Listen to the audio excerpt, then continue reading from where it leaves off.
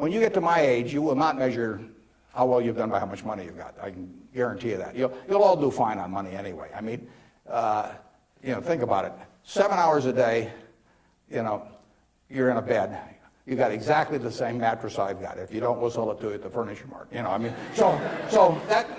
a parity. I can't outdo you, in terms of my sleeping enjoyment. You can match it by buying this mattress, which we'll give you a special price on. Just mention my name.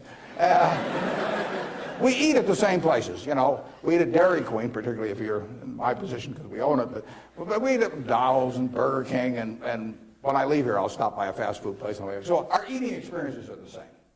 We travel the same. I mean, I had a 10-year-old car up till about a year ago, and it just doesn't make any difference to me. They all work.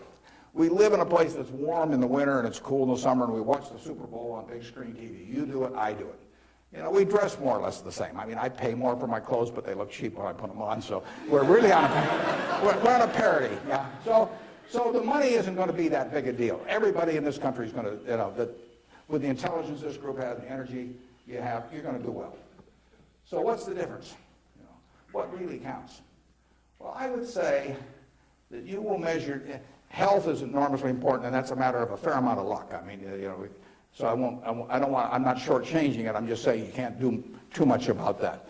But you will measure your success in life by how many, and extent, whether it's the people you want at 70 or whatever the age may be, you'll measure it by how many of them really love you, in the end. I mean, you can't buy love. I mean, it doesn't work. You can buy sex, you can buy testimonial dinners, you can buy your name on buildings, you can do all kinds of things. But the only way you get to be, love is to be lovable. It's kind of irritating, actually. If you got a lot of money, it'd be more fun to just write out a check for $1 million. So everybody, from now on loves me. But it doesn't work that way. And in fact, the only way is to be lovable. And I've got this friend who came out of Auschwitz and had at least one member of the family die there. And what is it now? It's 60 years later. She still, when she looks at people, it's a Polish Jew, when she looks at people, the question she asks herself in determining who she really trusts as friends, the one question in her mind is, would they hide me? Now, when you get to be 70, if you've got a lot of people that would hide you, you've had a successful life. I know people who have a tremendous amount of money, no one would hide.